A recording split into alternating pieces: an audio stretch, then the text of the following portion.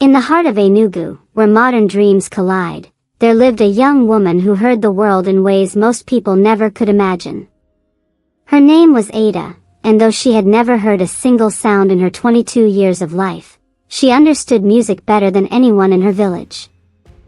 The morning sun painted golden streaks across the clay walls of the Kalu family compound as Ada sat cross-legged on her favorite mat, her hands dancing across a canvas with practiced precision. The painting showed swirling patterns of red, gold, and deep brown, colors that seemed to pulse and move like the heartbeat of the earth itself. Ada couldn't hear the roosters crowing or the distant chatter of market vendors preparing for the day, but she felt everything. The vibrations of footsteps approaching her courtyard made her look up from her work. Her brother Nonso was walking toward her, his heavy boots creating a rhythm she recognized instantly. Nonso was 3 years older than Ada, with broad shoulders and the serious expression of someone who had taken on the responsibility of protecting his sister from a world he believed would never understand her. He stopped in front of her easel and signed with his hands, moving his fingers in the language they had created together since childhood. "The festival preparations are starting in the main square," Nonso signed. "I want you to stay here today." Ada's dark eyes flashed with frustration. She set down her brush and signed back, her movements quick and sharp. "I'm not made of glass, Nonso. I want to see the musicians setting up. You know what Mama says about the festival crowds. Too many strangers, too chaotic. What if something happens and you can't hear danger approaching?" Ada stood up, her petite frame somehow commanding as she faced her brother. At 5 feet 4 inches, she was small in stature but mighty in spirit. Her traditional wrapper dress swayed as she moved. Her hair was braided in elaborate cornrows that framed her determined face. "I feel danger better than most people with hearing," she signed. "The ground tells me when heavy footsteps are running. The air changes when people are angry or afraid. Stop treating me like a child." Nonso's shoulders sagged slightly. He loved his sister fiercely, but fear had made him overprotective. Their parents had died in a car accident when Ada was 15, and since then, he had appointed himself as her guardian against a world that often didn't know how to interact with someone who was deaf. "Fine," he signed reluctantly. "But I'm coming with you." Ada's face broke into a smile that could have lit up the entire compound. She quickly cleaned her brushes and covered her painting, then grabbed Nonso's arm with excitement. As they walked through the winding paths of their neighborhood toward the town center, Ada's eyes took in everything with the intensity of someone who experienced the world primarily through sight and touch. She noticed the way the dust swirled in small tornadoes when children ran past, the way shadows fell differently as the sun climbed higher, the way people's body language changed when they saw her signing with her brother. Some villagers waved and smiled. They had known Ada since childhood and had grown accustomed to her deafness. Others stared with curiosity or pity, unsure how to interact with someone they perceived as different. A few looked away entirely, uncomfortable with what they didn't understand. But Ada had learned long ago not to let other people's reactions define her world. She had art, she had family, and she had her own unique way of experiencing life's beauty. The festival ground buzzed with activity as vendors set up stalls and musicians tuned their instruments. The annual Igbo Cultural Festival brought visitors from neighboring towns and cities, filling Enugu with music, dance, and celebration. Ada's eyes were immediately drawn to a group of musicians setting up their equipment on the main stage.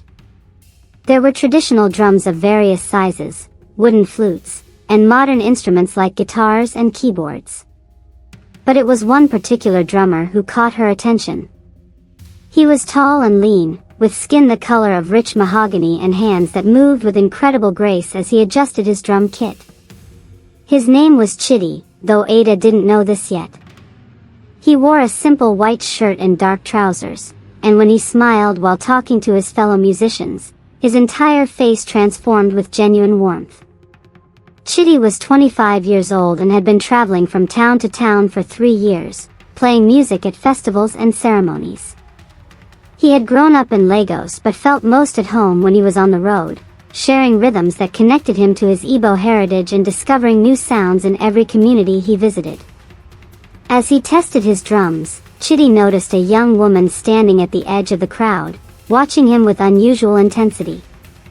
Most people in the gathering crowd were chatting with friends or examining vendor stalls, but this woman was completely focused on his movements.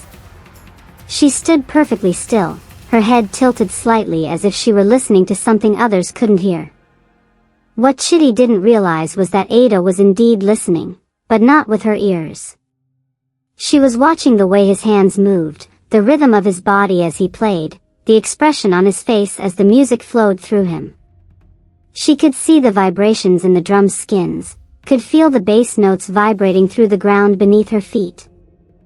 When Chidi began playing a traditional Igbo rhythm, Ada closed her eyes and let the vibrations wash over her. Through the soles of her feet, she felt the deep boom of the bass drum. Through her hands, pressed against her sides, she felt the higher tones of the smaller drums. Through her chest, she felt the pulse that seemed to match her own heartbeat. Without thinking, she began to move. Her body swayed slightly, naturally finding the rhythm that her ears couldn't hear but her entire being could feel. Her movements were subtle but perfectly timed, as if she were dancing to music only she could understand. Chidi stopped playing, amazed. In his 3 years of traveling, he had never seen anyone respond to his music quite like this. The young woman wasn't just listening, she was experiencing the rhythm in a completely different way, and somehow, her silent dance made his drums sound more beautiful than they ever had before. "Who is that?" Chidi asked one of the local musicians setting up nearby. "That's Ada," the man replied. "She's deaf, but she loves music more than anyone in the village." Strange, isn't it? A deaf girl who never misses a festival performance. Chidi stared at Ada with new understanding. She wasn't strange at all, she was extraordinary. While others heard music, she felt it.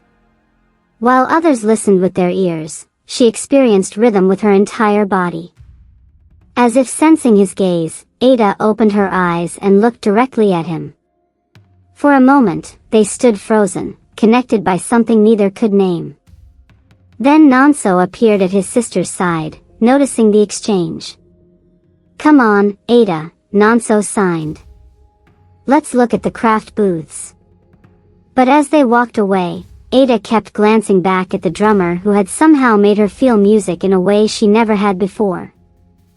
The festival continued throughout the day, filled with performances, food, and celebration. As evening approached, most of the crowds had dispersed, but Ada convinced Nonso to let her stay for the final musical performance of the day. Chidi and his group took the stage as the sun began to set. This time, when he began to play, Chidi found himself looking for the deaf woman in the sparse crowd.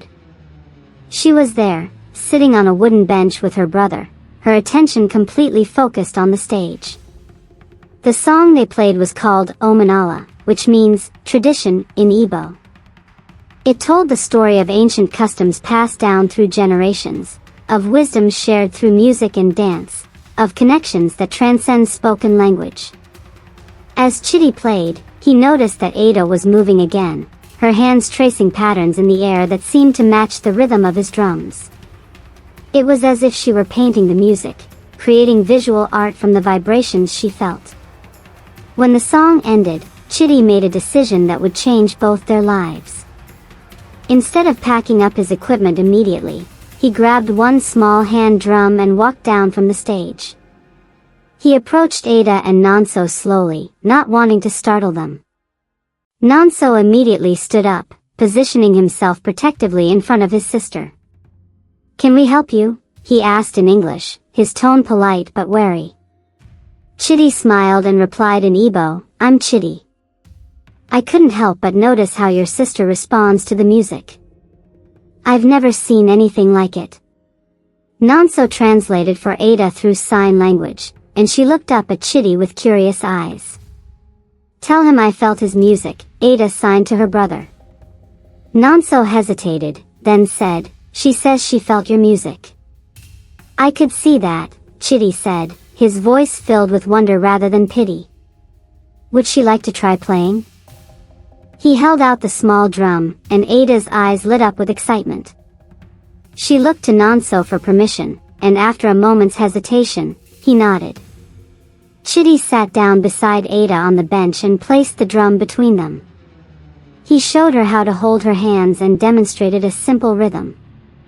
Then he took her hands gently in his, guiding them to feel the drum's surface. The moment Ada's palms touched the drum's skin, her eyes widened. She could feel every vibration, every subtle change in tone as pressure varied. Chitty tapped out a rhythm, and she felt it resonate through the instrument into her hands and arms. Then, without any verbal instruction, Ada began to play. Her hands found a rhythm that complemented Chitty's, creating a conversation in beats and vibrations.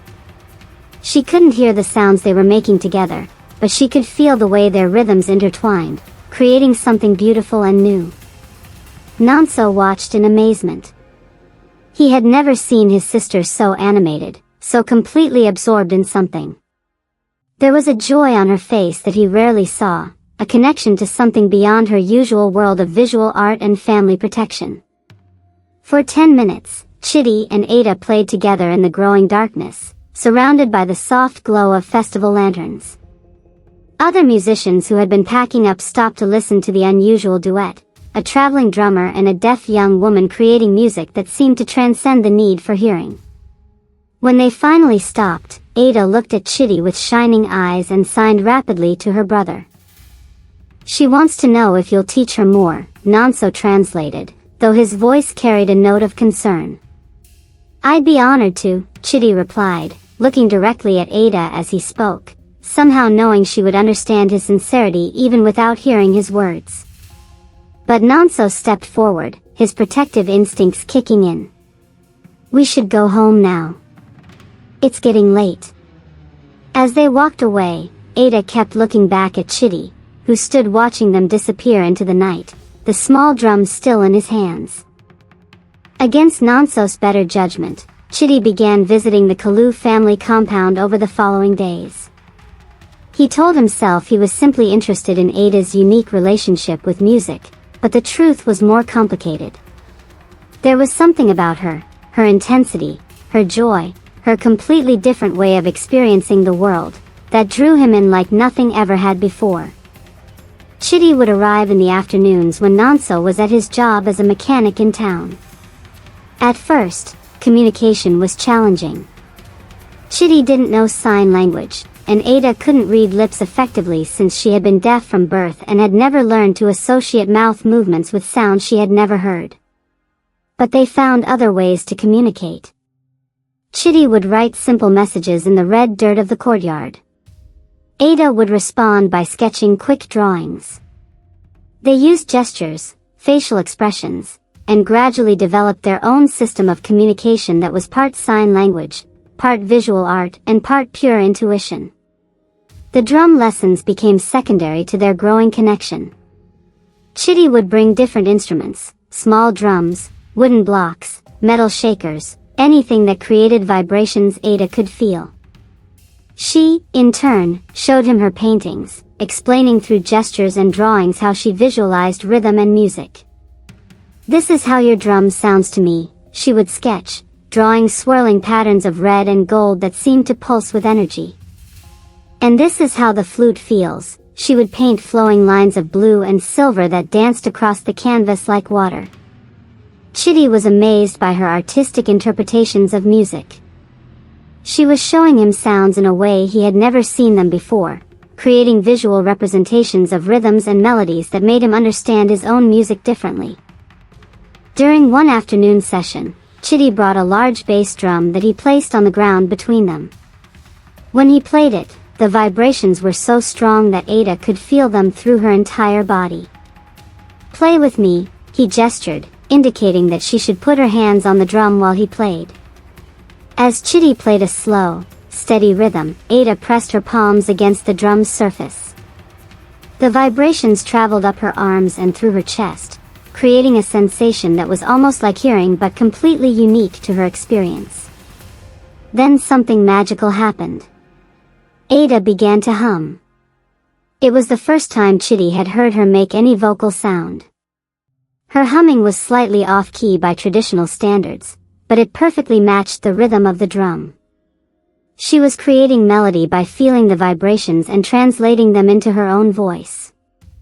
Chitty stopped playing, overwhelmed by the beauty of what had just happened. Ada looked at him with concern, wondering why he had stopped.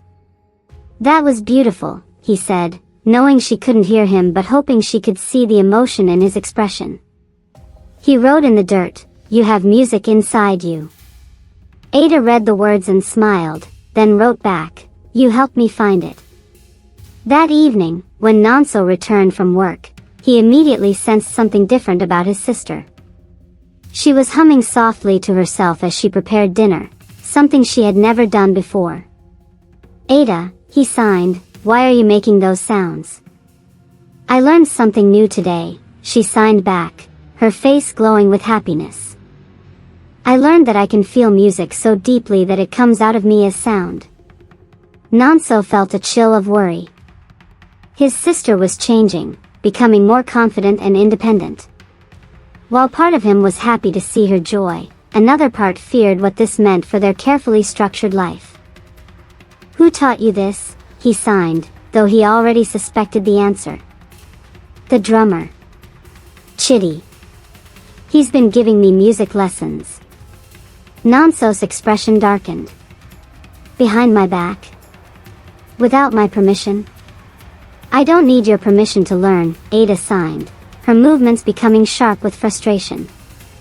"I'm not a child, and I'm not broken. You're my sister, and it's my responsibility to protect you," Nonso signed back. "You don't know what men like him want." "Men like him?" Ada's eyes flashed with anger. "You mean men who see me as a person instead of a problem to be solved?"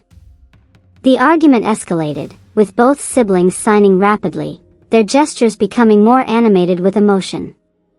Finally, Ada threw down the wooden spoon she had been using to stir soup and stormed out of the kitchen. Later that night, as she lay on her sleeping mat staring at the ceiling, Ada made a decision.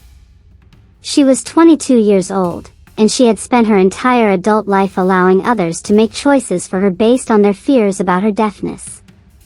Tomorrow, she would continue her lessons with Chitty, regardless of what her brother thought. For the first time in her life, she had found something that made her feel complete, and she wasn't going to let fear take that away from her. Word of the unusual friendship between the traveling musician and the deaf young woman began to spread through the village, as gossip tends to do in close-knit communities.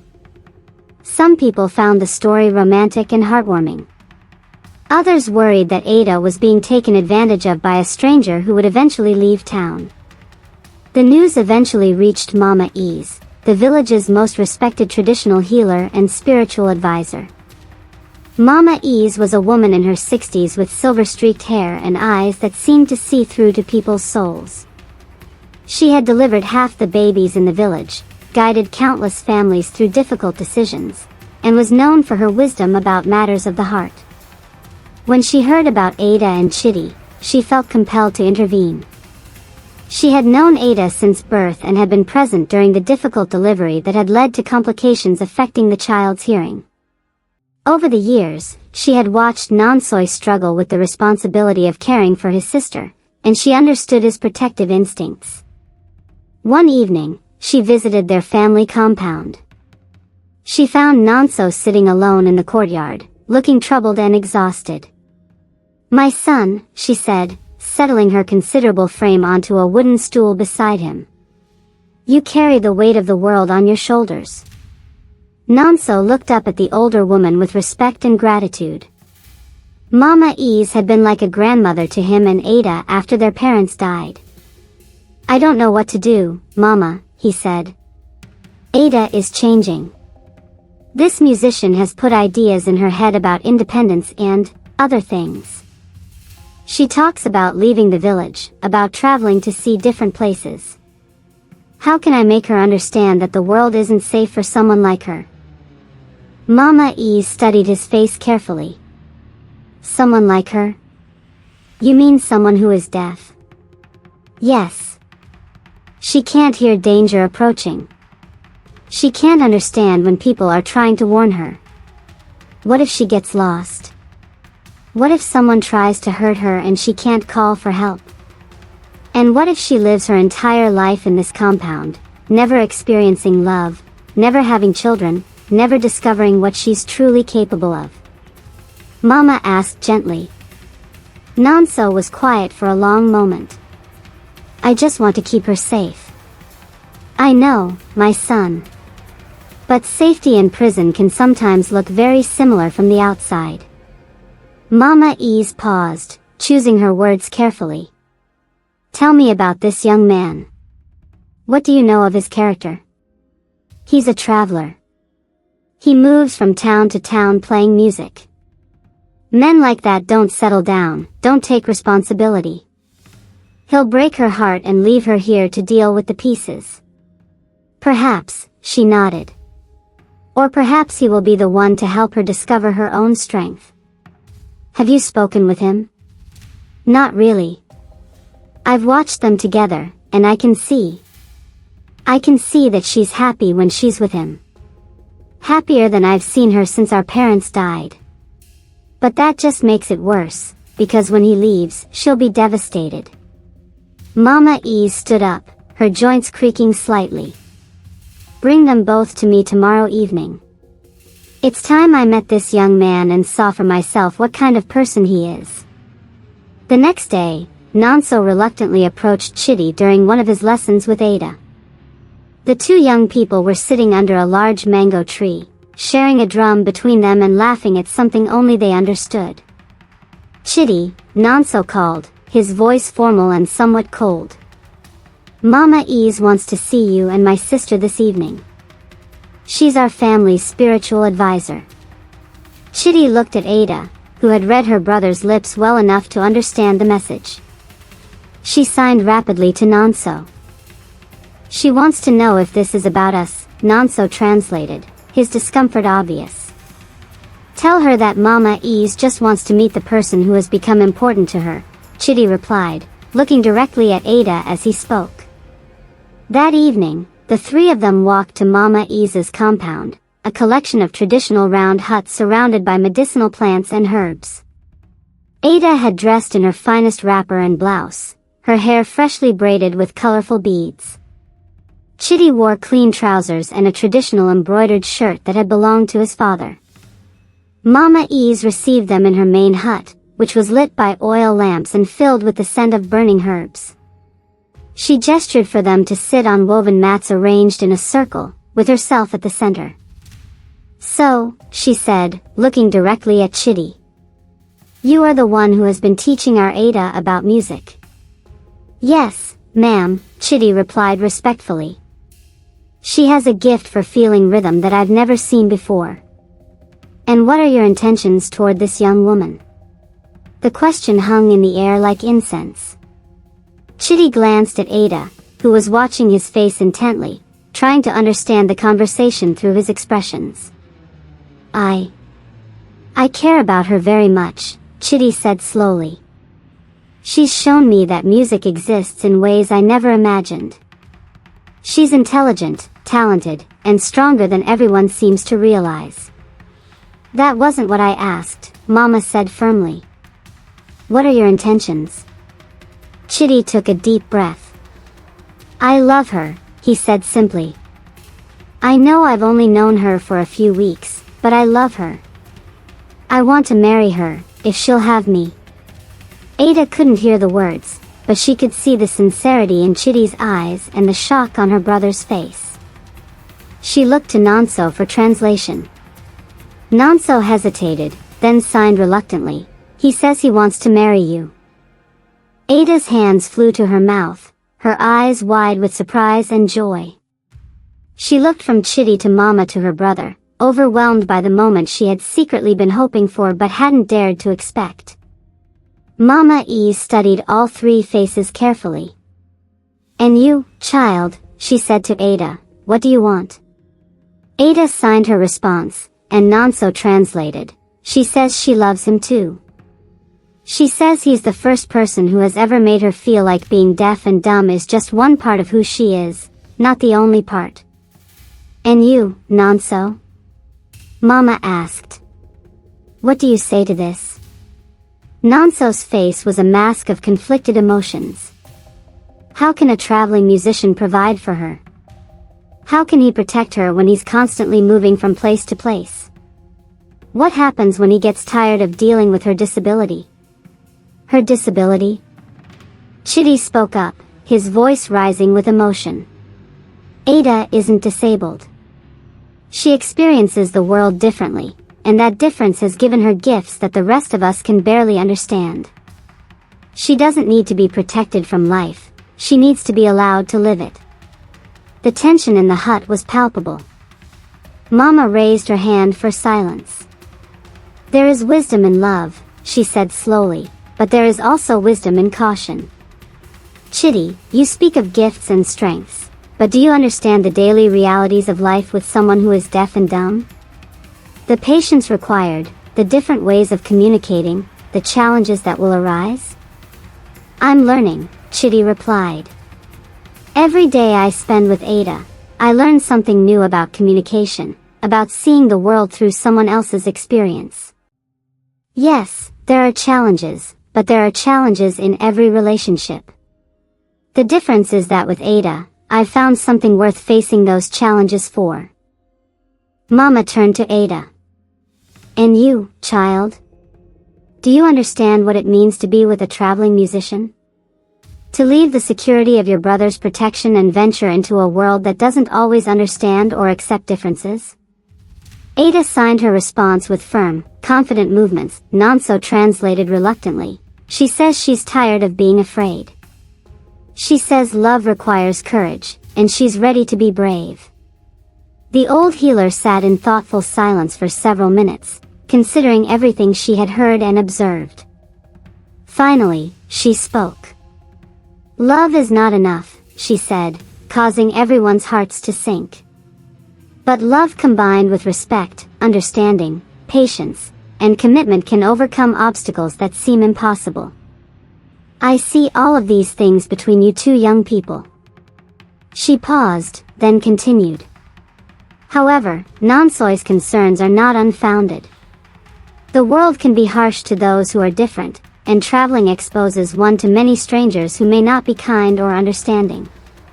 Chidi and Ada exchanged worried glances. Therefore, Mama announced, "I propose a test. Chidi, you will remain in our village for 3 more months. You will find work here, establish yourself as a contributing member of our community, and prove that your love is not just the passion of a moment but something deep and lasting. If, after 3 months, you both still wish to marry, you will have my blessing and my support in convincing this stubborn brother of hers." She looked at each of them in turn. "Do you agree to these terms?" Chidi and Ada looked at each other, communicating in their wordless way.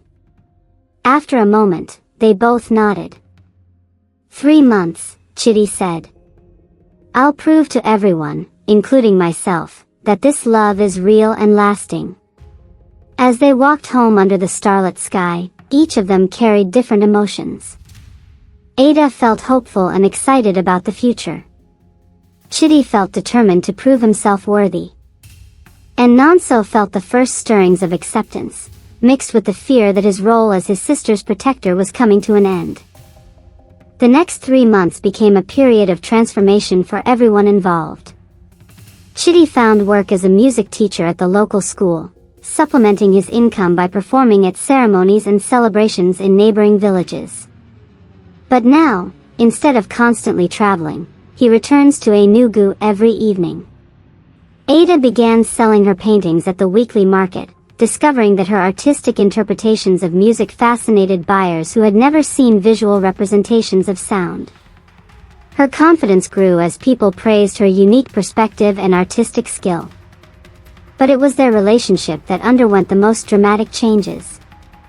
The initial excitement of new love settled into something deeper and more complex as they learned to navigate daily life together. Communication remained their biggest challenge.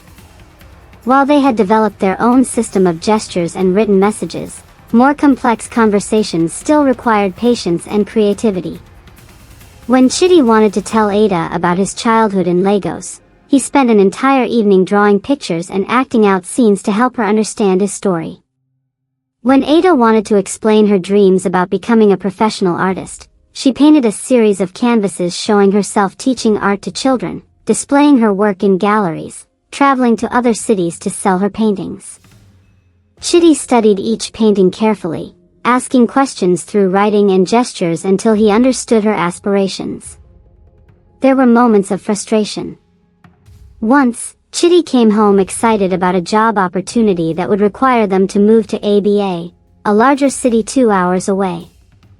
He burst into the courtyard where Ada was painting and began talking rapidly, forgetting that she couldn't understand his spoken words when he was this excited.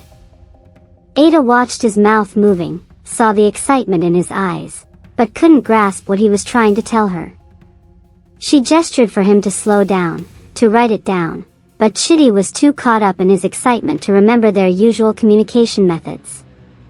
Finally, Ada stood up and placed her hands firmly on Chitty's shoulders, forcing him to look at her face. She pointed to her ears and shook her head, then pointed to her eyes and nodded. The message was clear: I can't hear you, but I can see you. Show me. Chitty immediately felt ashamed of his thoughtlessness. He wrote the news about the job opportunity in the dirt, and they spent the next hour discussing it through their combination of writing, drawing, and gestures. But there were also moments of pure magic. One evening, Chitty brought home a small wooden flute and taught Ada to feel the vibrations by placing her fingers near the holes while he played. She couldn't hear the melody, but she could feel the changes in air pressure and vibration as different notes were produced.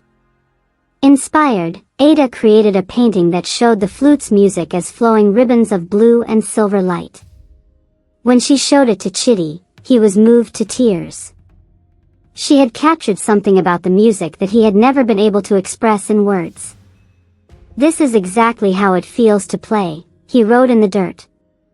"You understand my music better than I do."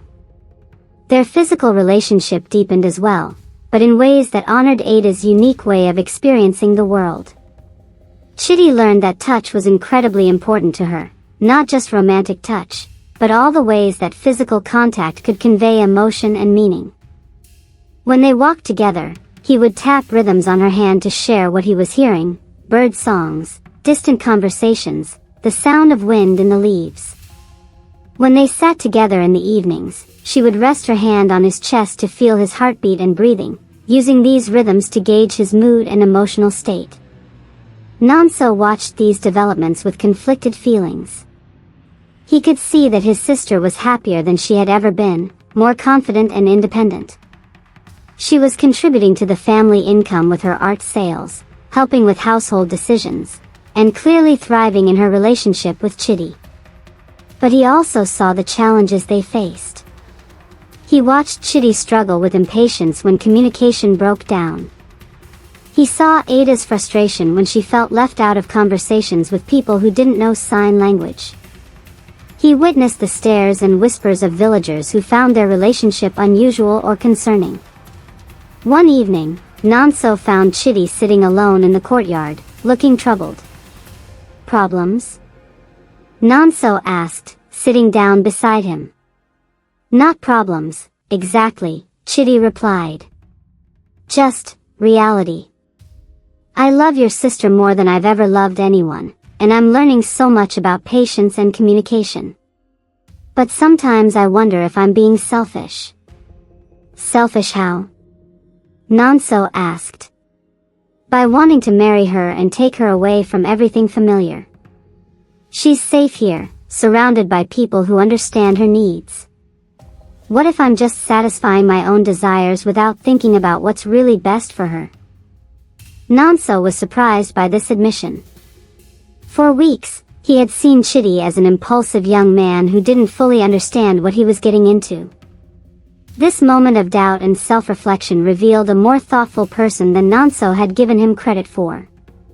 "What does Ada say when you talk to her about this?" Nanso asked. "She says she's tired of being kept safe. She says she wants to take risks and make mistakes and live a full life, even if that means facing difficulties. She says love isn't about finding the easiest path, but about finding someone worth walking a difficult path with." Nanso smiled slightly. "That sounds like something our father used to say. He always told us that the most worthwhile things in life require effort and courage." The two men sat in complete silence for a few minutes, both thinking about love, responsibility, and the courage required to let someone you care about choose their own path. "You know," Nanso said finally, "I've been watching you both for 3 months now. I've seen you learn to communicate in ways I never thought possible. I've seen my sister become more confident and independent than she's ever been. Maybe I've been so focused on protecting her that I forgot to trust her." Chidi looked at him with hope. "Does this mean you're beginning to accept our relationship?" "It means I'm beginning to understand that Ada is an adult who can make her own decisions. It also means that if you hurt her, I'll make sure you regret it," Nanso said with a slight smile that took some of the threat out of his words. "I would expect nothing less from a good brother," Chidi replied. As the 3-month trial period drew to a close, everyone in the village was watching to see what decision Mama Ease would make about the unusual couple who had captured everyone's attention. The final week of Chidi's 3-month trial period brought an unexpected challenge that would test everything they had learned about love, communication, and trust. Ada's art had begun attracting attention beyond their village. A gallery owner from Enugu's city center had heard about the deaf and dumb artist who painted music and wanted to meet with her about a possible exhibition. The meeting was scheduled for the day before Mama Isa's final decision about the marriage. Chidi offered to accompany Ada to the meeting, but she insisted on going alone. This was her career, her opportunity, and she wanted to prove to herself and everyone else that she could handle important business independently. Well, the meeting did not go well. The gallery owner, Mr. Emeka, was a sophisticated man from Lagos who had opened his gallery in Enugu to showcase authentic African art to tourists and collectors. When Ada arrived with her portfolio of paintings, he initially seemed impressed by her work. "These are quite unusual," he said, examining her musical interpretations. "Very colorful, very energetic." But when Ada tried to communicate with him through writing and gestures, his attitude changed completely. He became impatient when she couldn't respond to his rapid-fire questions about her artistic process. When she tried to explain through drawings how she visualized music, he dismissed her efforts as primitive and childish. "Look," he said finally, speaking directly to the assistant who had accompanied Ada. "I thought I was meeting with a real artist, not someone who needs a caretaker. How can she discuss her work with potential buyers? How can she participate in gallery openings or artist interviews? This whole thing is impractical." Ada could see the dismissal in his body language and facial expressions, even without understanding his exact words.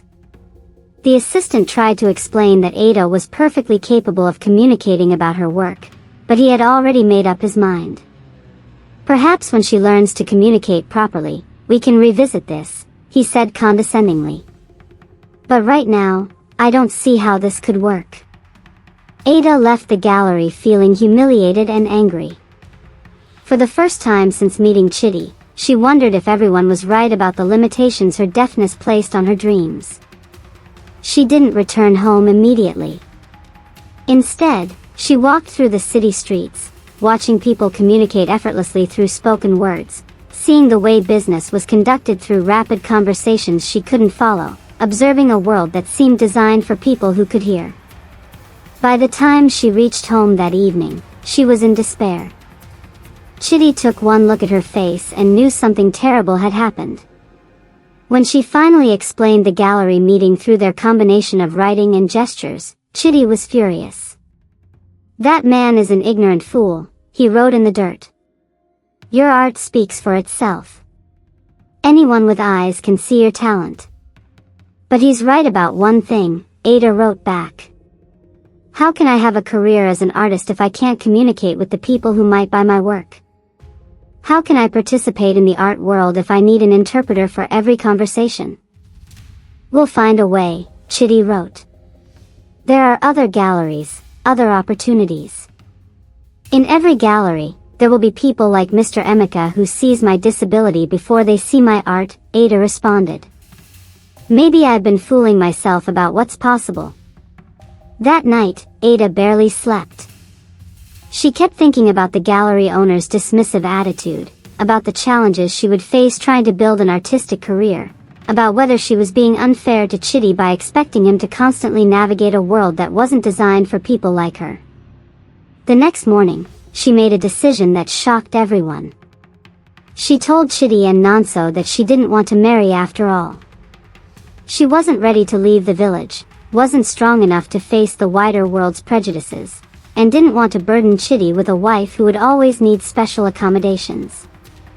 I've been living in a fantasy, she signed to her brother. Yesterday showed me what the real world is like for someone like me. I'm not brave enough for that world. Chitty was devastated when Nonso translated her words. He tried to argue with her, to convince her that one ignorant man didn't represent everyone, but Ada had retreated into the protective shell she had built around herself before meeting him. That evening, they were scheduled to meet with Mama Ease for her final decision. As they walked to her compound, the atmosphere was heavy with sadness and resignation. Mama took one look at their faces and knew something had changed. Tell me what has happened, she said simply. Nonso explained about the gallery meeting and Ada's decision to call off the marriage. She listened without interruption, her wise eyes moving from face to face as the story unfolded. When Nonso finished speaking, she was quiet for a long time. Finally, she turned to Ada. Child, she said, you have lived in this village for 22 years. In all that time, how many people have treated you with the kind of cruelty you experienced yesterday? Ada thought about it and held up one finger. One person in 22 years, Mama E said. And that one person has convinced you to give up on love, on your dreams, on your future? She paused, letting her words sink in. Let me tell you a story, she continued. When I was young, I wanted to be a healer like my grandmother. But the first person I tried to help, a man with a broken leg, told me I was too young, too inexperienced, too female to understand medicine. He said I should leave the healing to men and focus on finding a husband instead. I went home that night ready to give up. I thought if one person could see me so clearly, then perhaps he was right about my limitations. But my grandmother told me something I've never forgotten. She said, child, if you let every ignorant person you meet define what you can become, you will live a very small life indeed.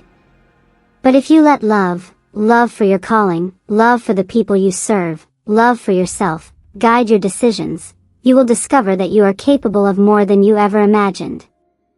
Mama Ease looked directly at Ada. That gallery owner saw your disability because that's all he was capable of seeing. But Chitty sees your talent, your strength, your beauty, your intelligence. Your brother sees your courage and independence. I see a young woman who has overcome every obstacle life has placed in her path. The question is not whether ignorant people exist, because they do, and you will meet more of them. The question is whether you will let them determine the shape of your life. She turned to Chitty. And you, young man. When Ada told you she didn't want to marry, what was your response? I tried to convince her she was wrong, Chitty said. I tried to argue with her decision. And how did that make her feel? Chitty looked at Ada, seeing the answer in her eyes. Like I wasn't listening to her. Like I was dismissing her feelings the same way that the gallery owner dismissed her abilities. Exactly, Mama said. Love is not about convincing someone to see things your way. Love is about supporting someone through their struggles, even when those struggles make them doubt themselves. She stood up and walked to a small altar in the corner of her hut. From it, she took two small carved wooden figures, a man and a woman, their hands intertwined. These figures were carved by my great-grandfather for his wife, who was blind from birth. People said he was foolish to marry a woman who couldn't see, who would need extra care and patience. But they were wrong. She became the most respected storyteller in their village, passing down oral histories that would have been lost otherwise. Her blindness didn't make her weak, it made her strong in different ways. She handed the figures to Ada and Chitty. Every couple faces challenges, she said. Some face poverty, some face illness, some face family disapproval, some face cultural differences. Your challenge is learning to navigate a world that doesn't always understand or accommodate disability. But that challenge has also given you gifts of deeper communication, greater empathy, unique perspectives that enrich both your lives. She looked at each of them seriously. I have watched you both for 3 months. I have seen you learn to communicate in ways that go beyond words. I have seen you develop patience, creativity, and a love that grows stronger through adversity. More importantly, I have seen Ada become more confident and independent than she has ever been. Not despite her relationship with Chitty, but because of it. And I have seen Chitty become more thoughtful and empathetic, not despite the challenges of loving someone who is deaf, but because of them. Therefore, Mama announced, I give you my blessing to marry. But I do so with conditions. She held up one finger. First, you will not run away from challenges. When you encounter ignorant people like that gallery owner, you will face them together, with dignity and strength. She held up a second finger. Second, you will continue to grow individually as well as together. Ada, you will pursue your art career, finding galleries and buyers who appreciate your unique vision. Chitty, you will continue developing your music, perhaps incorporating Ada's visual interpretations into your performances. She held up a third finger. Third, you will remember that your love story has the power to change minds and hearts. Every person who sees you communicating, creating, and thriving together learns something new about the possibilities of love and the strength that comes from embracing differences. Tears were streaming down both Ada's and Chitty's faces. They looked at each other, then at the carved figures in their hands, then back at Mama. Do you accept these conditions? She asked. Without hesitation, they both nodded. Then let us plan a wedding, Mama said with a smile. The wedding took place 2 months later, during the dry season. It was unlike any wedding the village had ever seen. Instead of traditional spoken vows, Ada and Chitty exchanged promises through a combination of sign language, written words, and symbolic gestures that they had created together. Mama Ease had worked with them to plan a ceremony that honored both Igbo traditions and their unique way of communicating. Chitty's vows were written on a large piece of bark cloth and read aloud by Nonso while Chitty signed the words for Ada. I promise to see you completely. I promise to learn your language and teach you mine, so that we create new ways of understanding each other every day. I promise to be patient when communication fails, creative when solutions aren't obvious, and brave when the world doesn't understand us. Ada's vows were painted on a canvas that she held up for everyone to see while she signed. I promise to trust you with my fears and share my joys. I promise to be independent enough to stand beside you, not behind you, and interdependent enough to build something beautiful together. I promise to show you how I see the world and remain curious about how you experience it. The ceremony included music, of course. Chitty played traditional wedding songs on his drums while Ada painted in real time, creating visual representations of the music for the guests to see.